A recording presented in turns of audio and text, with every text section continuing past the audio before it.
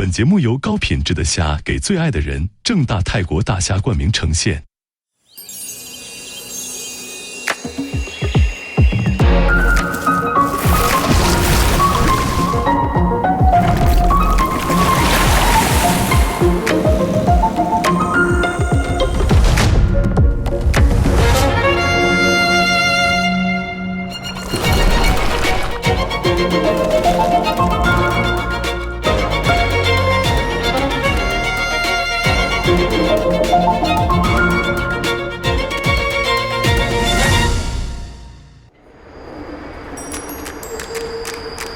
Ladies and gentlemen, welcome to Thailand, with its spirit of City of Angels, weaves together historical and modern vitalities. Each corner is of surprises.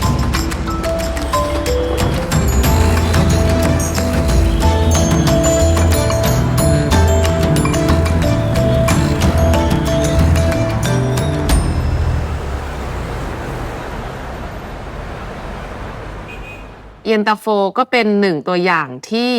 ผสมผสานอาหารไทยจีนแบบลงตัวเฉพาะอยู่ในเมืองไทยเท่านั้นเย็นตาโฟที่แตกต่างจากเส้นอื่นๆหรือก๋วยเตี๋ยวอื่นๆก็คือซอสเต้าหู้ยี้ค่ะเขาเชื่อว่ามันมาจากคำว่าอินเต้าฟู้ที่แปลว่าเต้าหู้ต้นหลักของเต้าหู้ยี้เนี่ยมันจะเป็นความเค็มกับความอูมามิผ่านการหมักมาก็จะมีกลิ่นโดยเฉพาะกินเยอะไปเดี๋ยวมันเค็มลองหลับตากินดิมันเหมือนชีสเลยเก็บคนจีนที่อพยพมาอยู่เมืองไทย100-200 ปีที่แล้วเนี่ยก็มาตั้งรากฐานอยู่ที่เยาวราชแล้วก็ทำอาหารขายหนึ่งในนั้นก็คือเย็นตาโฟ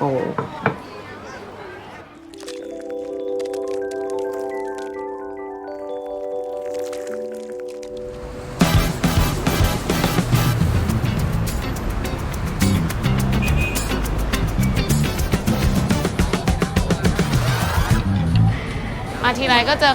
ของใหม่ๆทุกทีสวัสดีค่ะเอาขายไงจ๊ะก้อนละ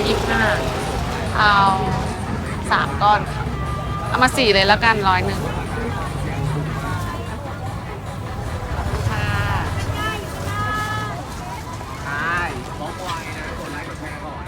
พอคนแต้จิ๋วมาอยู่เมืองไทยเยอะๆเริ่มเอาเต้าหู้ยี้สีแดงอะค่ะมาทำหลากหลายเมนู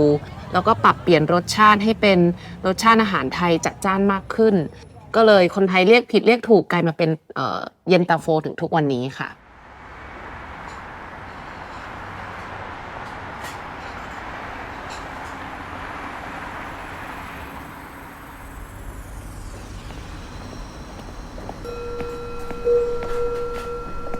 เย็นตาโฟที่แพมอยากจะนำเสนอก็เป็นเย็นตาโฟที่โมเดิร์นขึ้นมาอีกเย็นตาโฟเนี่ยคือ1ถ้วยครบรส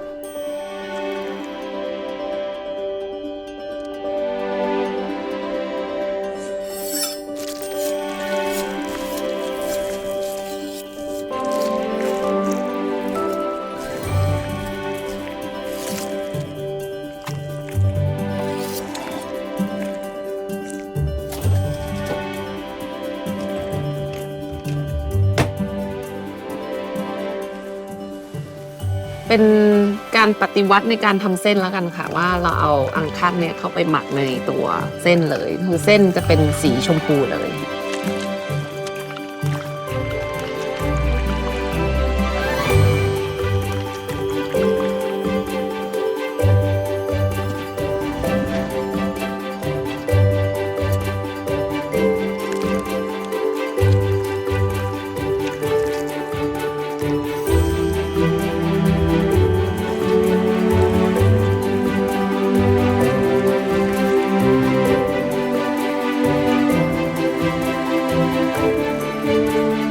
ส่วนซุปเนี่ยพันก็จะใช้กระดูกปลาเพราะว่าเราก็ไม่อยากทิ้งปลาเก๋าตัวกระดูกเอามาทำซุปให้มีความหวานหอมธรรมชาติจากท้องทะเล อ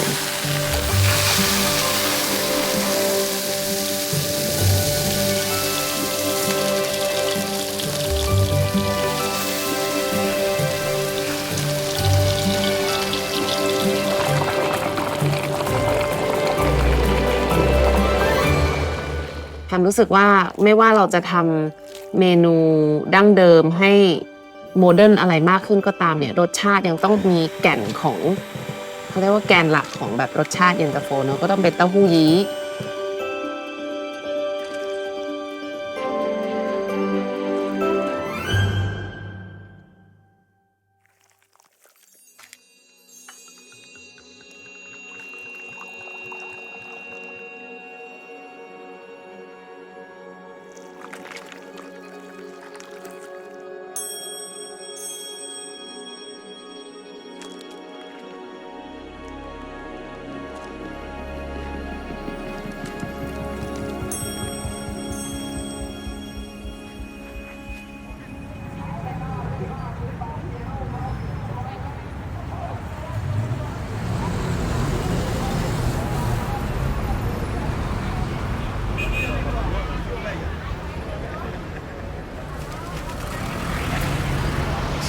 ถ้าต้องใช้3 คำในการอธิบายไชน่าทาวน์ก็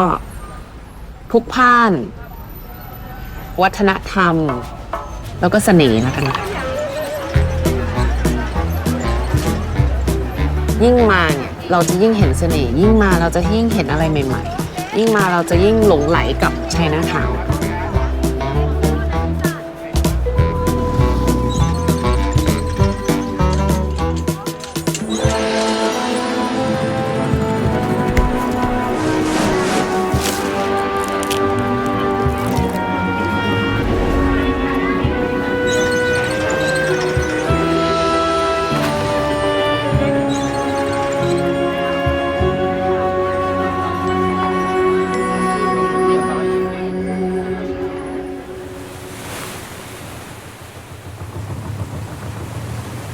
ไชน่าทาวน์ของประเทศไทยเนี่ยหรือของกรุงเทพเนี่ยก็ถือว่าเป็นหนึ่งในไชน่าทาวน์ที่ใหญ่ที่สุดในโลก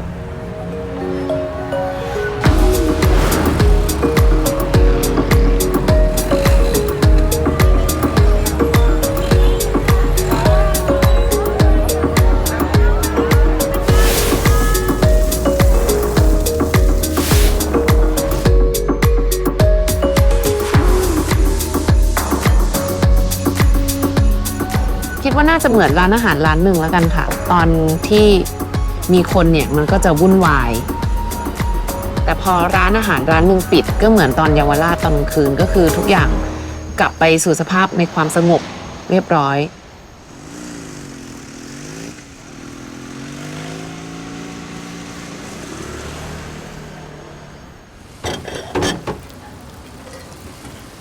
เขาเรียกว่าเอารสชาติที่คุณแม่ทำมาให้ทานตั้งแต่เด็กๆหรือรสชาติที่ทำโตขึ้นมากินเนี่ยก็คืออาหารไทยจีนไม่ได้คำนึงถึงว่าอาหารไทยเนี่ยมันมีแบบผสมมาจากอาหารจีนค่อนข้างเยอะอะไรเงี้ยก็เลยรู้สึกว่าอยากจะทำตรงนี้ค่ะ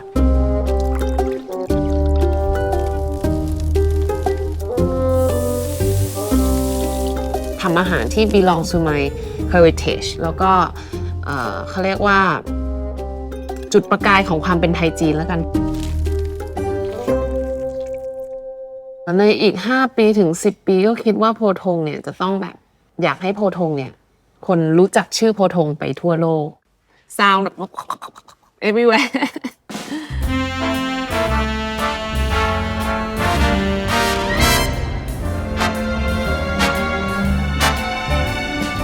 การสร้างสรรค์เมนูที่เป็นมากกว่าอาหารแต่เธอใช้อาหารเล่าเรื่องที่สร้างแรงบันดาลใจให้กับทุกคนที่ได้ลิ้มรสอาหารของเธอนะครับผมแล้ววันต่อไปนี้ขอมอบให้กับเชฟแพมครับดีด้วยนะคะกับเชฟแพมพิชยาอุทานทองค่ะ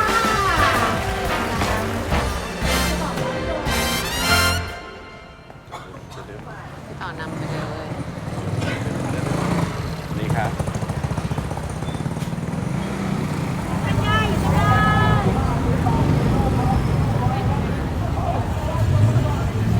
ความจริงจุดเริ่มต้นหรอคะก็อยากจะแชร์ร้านที่แบบทำกับคุณแม่ชอบทานตั้งแต่แบบสมัยนานมาแล้วอะไรอย่างเงี้ยก็เลยอยากจะแชร์ร้านที่เราชอบ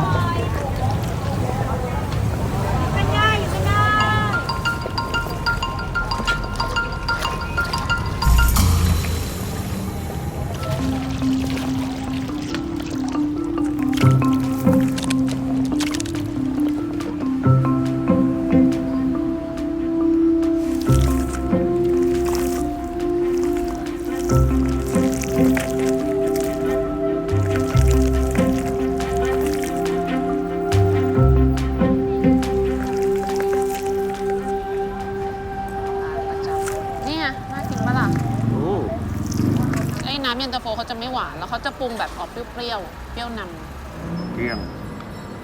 หมดอยู่นะ อร่อยจริงๆว่ะหนึบ หนึบ คลุกคลิกเวลากินกับกระเทียมเจียวเขาอร่อย บางทีอยากกินมากวันนี้ ใจจดใจจ่อว่าแบบสัก 4-5 โมงก็จะมากินแต่ว่าไม่เปิดอะไรอย่างเงี้ยเพราะฉะนั้นก็ต้องมาดวงเอาด้วยค่ะ ต้องมาเร็วหน่อยเพราะว่าหมดเร็ว แต่ว่าแพมว่าสมัยเนี้ยมันกำลังร้านที่เปิดมา 30-40 ปี 50 ปีขึ้นไปเนี่ยแพมว่ากำลังอยู่ในวิกฤตที่ว่าลูกหลานไม่อยากมาทำต่อ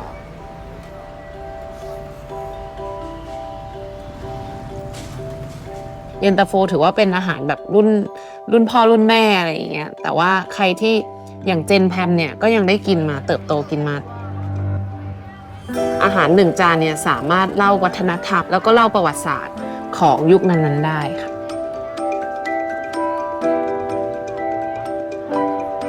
ร้านต่างๆที่เป็นร้านเก่าแก่แบบ60 ปีขึ้นไปเป็น100 ปีเนี่ยเขาก็ยังทำมาหากินแบบเดิมๆ